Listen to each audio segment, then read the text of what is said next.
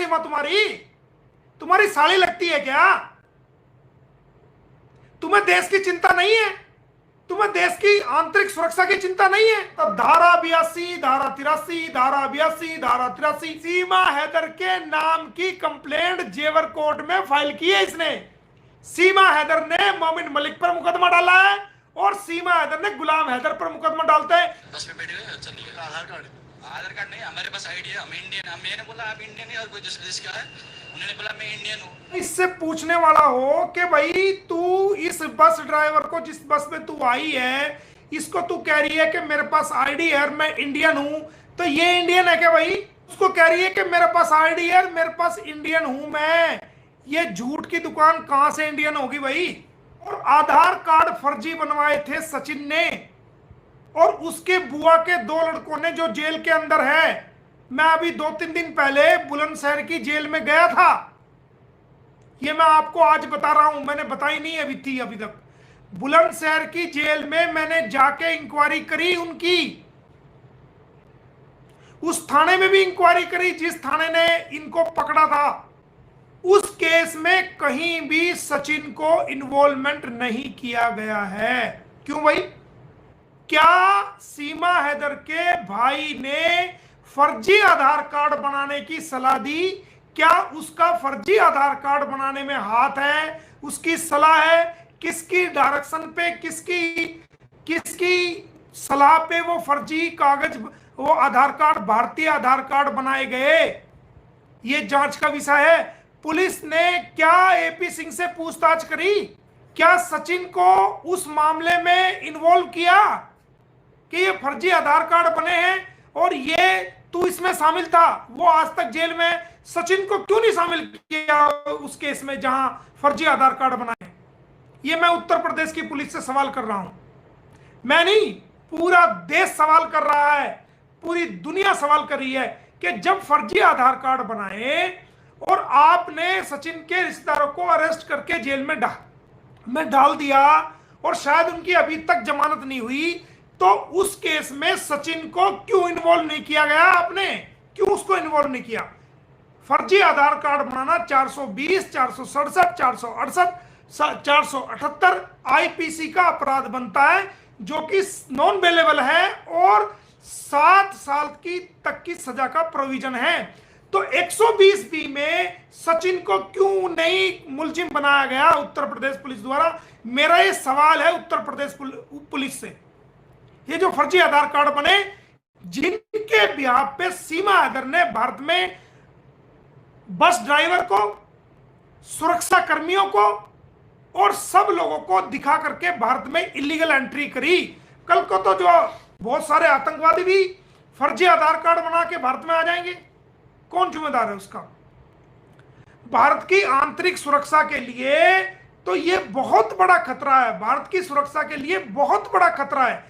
कल को कोई भी इंसान नेपाल के रास्ते से आधार कार्ड फर्जी बनवाएगा, सचिन जैसा कोई आदमी, और वो भारत में आएंगे और भारत में आके कहीं भी विस्फोट कर देंगे, कहीं भी बम फोड़ देंगे, कहीं भी हमारी फौज के ऊपर अटैक कर देंगे, कहीं भी हमारे भारतीयों के ऊपर अटैक कर देंगे, कहीं भी होटल पे जाके अटैक कर देंगे, तो उसका जिम्मेदार कौन है? मैं ये सवाल पूछता हूं। सचिन को उस मामले में अरेस्ट करके जेल में डालना चाहिए था। सीमा हैदर को क्यों उस मामले में मुलजिम नहीं बनाया गया? उसको भी उस मामले में मुलजिम बनाना चाहिए था, ताकि पूरे देश के अंदर, पूरी दुनिया के अंदर उत्तर प्रदेश पुलिस द्वारा यह मैसेज दिया जाता कि कोई भी व्यक्ति अगर उत्तर प्रदेश की सीमा के माध्यम से, भारत की सीमा के माध्यम से, नेपाल की सीमा के माध्यम से उत्तर प्रदेश में एंट्री करेगा और गलत आधार कार्ड बनाएगा, गलत फर्जी डॉक्यूमेंट का प्रयोग करेगा, तो उसको हम ऐसी बड़ी सजा देंगे, उसके खिलाफ ऐसी सख्त धाराओं में मुकदमा दर्ज करेंगे और उसको जेल में पहुंचाने का काम करेंगे। कितना बड़ा खेला हो रहा है भाई। कोई पूछने वाला नहीं, कोई कहने वाला नहीं, कोई सुनने वाला नहीं, सब देख रहे हैं। लाखों की संख्या में उसके चैनल को देख रहे हैं, कोई आवाज उठाने वाला नहीं। सरकार के बड़े बड़े अधिकारी हैं, वो आंखों पे पट्टी बांधे बैठे हैं। क्यों भाई? रिश्तेदार है सीमा तुम्हारी साली लगती है क्या? तुम्हें देश की चिंता नहीं है? तुम्हें देश की आंतरिक सुरक्षा की चिंता नहीं है?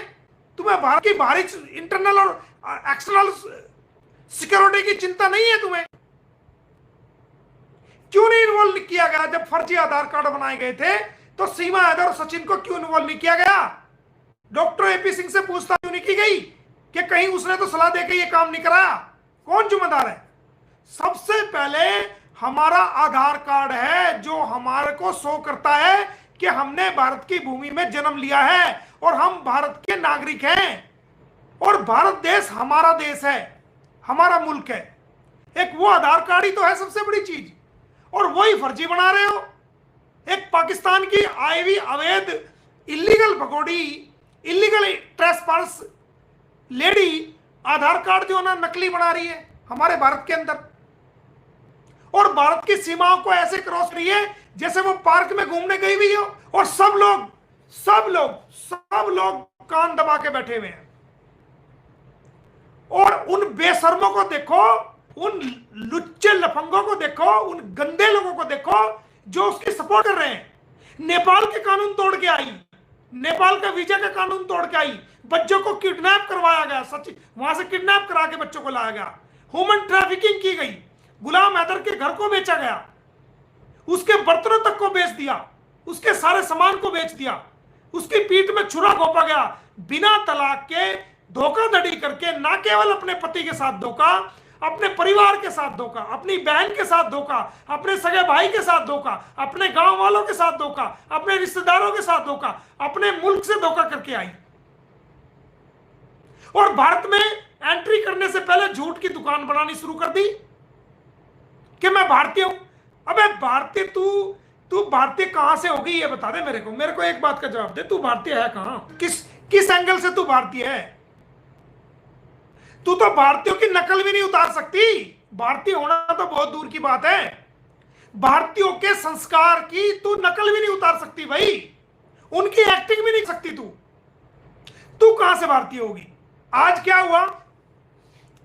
आज अपने भैया को लेकर सुप्रीम कोर्ट का वकील, माननीय सुप्रीम कोर्ट का वकील, जो अपने आप को सुप्रीम कोर्ट का वकील कहता है, मेरे पास महाराष्ट्र के मुकदमे, मेरे पास बंगाल के मुकदमे, मेरे पास फला के मुकदमे, और दुनिया में सबसे बड़ा वकील अपने आप को समझता था, और ये समझता था इससे बड़ा वकील दुनिया में भारत में है ही नहीं। यही है बच्चों कुछ, जहां इंटरनेशनल मामला हो, जहां मीडिया का कोई केस आए, वहीं इसकी तस्वीर प्रकट हो जाए जैसे कोई देवता प्रकट हो गया हो। चाहे वो 1000 किलोमीटर वो मामला हो, 2000 किलोमीटर मामला हो, ऐसे प्रकट हो जाएगा मीडिया के कैमरों के सामने जैसे धरती में से अभी प्रकट हुआ है, अभी अवतार लिया है इस बंदे ने। और यही वकील है आज वो जेवर कोर्ट में आने पर, जो हमारी इलाका मजिस्ट्रेट है जो हमारे, वहां आने पर मजबूर हो गया है। किसने मजबूर किया? मोमिन मलिक ने मजबूर किया, भारत की जनता ने मजबूर किया, भारत की बहनों ने मजबूर किया, भारत की बेटियों ने मजबूर किया, भारत के हर उस बासिंदे ने मजबूर किया जो भारतीय है, जो इंसानियत को समझता है, जो गलत को गलत समझता है, जो ठीक को ठीक समझता है, जो हक की बात उठाता है, जो अपने अधिकार की बात को उठाता है, जो गलत और ठीक में फर्क समझ के अपनी आवाज को बुलंद करता है। हर उस भारतीय ने इसको मजबूर किया है, हर उस भारतीय ने इसको मजबूर किया है। तो आज ये गई, और आपको याद होगा जब हमने मुकदमे डाले थे गुलाम हैदर की तरफ से, सूरजपुर कोर्ट में भी, जेवर कोर्ट में भी और अलग अलग कोर्ट में, तो ये एक नई कहानी बना रहा था। धारा 82, धारा 83, धारा 82, धारा 83, एक जो आई है, ये एक जो सुर अलाप रहा था, धारा 82, धारा 83, धारा 82, धारा 83। आपको याद है? पूरी दुनिया के याद होगा। और मैंने ये कहा था कि धारा 83 82 नहीं लगती भैया। आज सीमा हैदर के नाम की कंप्लेंट जेवर कोर्ट में फाइल की है इसने। सीमा हैदर ने मोमिन मलिक पर मुकदमा डाला है, और सीमा हैदर ने गुलाम हैदर पर मुकदमा डालता है। जनाब मेरी बेइज्जती कर रहे हैं, जनाब मुझे बड़ा भुला कह रहे हैं, जनाब सोशल मीडिया पे आकर के मुझे बदनाम कर रहे हैं। अबे बदनाम जमाना तो तू है, तूने ऐसे काम ही क्यों करे भाई? तुझे उसका घर बेचने से पहले सोचना चाहिए था 10 बार, उसका सामान बेचने से पहले सोचना चाहिए था 10 बार। उसकी पीठ में छुरा घोंपने से पहले गुलाम हैदर की तुझे 100 बार सोचना चाहिए था कि जिसके 4-4 बच्चे पैदा किए, जो तेरी इच्छाओं को पूरा करने के लिए गुलाम हैदर वो सऊदी अरब में पत्थर तोड़ रहा है धूप के अंदर, 2-2 3-3 शिफ्ट कर रहा है वो तू, ताकि अच्छे से खा सके, अच्छे से पहन सके, तेरे बच्चे अच्छे से पढ़ सके। तो उसकी पीठ में छुरा घोंपने से पहले सोचना चाहिए था।